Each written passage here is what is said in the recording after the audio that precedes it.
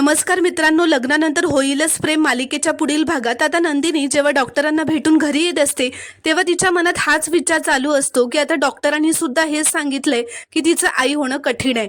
त्यामुळे ती खूपच उदास असते, घरी येत असते तेवढ्यात तिला रस्त्यात एक लहान मुलगी दिसते जी साबण विकत असते। ती मुलगी नंदिनीला साबण विकत घ्यायला सांगते, तिला सांगते की हा साबण खूपच चांगला आहे, याने सगळे डाग निघून जातात। त्यावर नंदिनी तिला प्रश्न विचारते की या साबणाने सगळे डाग 100% निघून जातात, याची खात्री आहे का तुला? तर ती लहान मुलगी एवढं छान उत्तर देते, ती म्हणते की 100% खात्री या जगात कशाचीच नसते।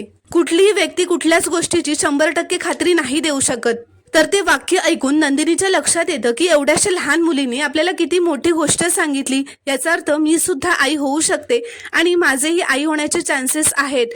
मला ही गोष्ट जीवाना सांगायला हवी, कारण मी आई होऊ शकत नाही हे 100% खात्री देऊन कोणीच सांगू शकत नाही। त्यामुळे माझ्या नशिबातही मातृत्वाचं सुख येऊ शकतं।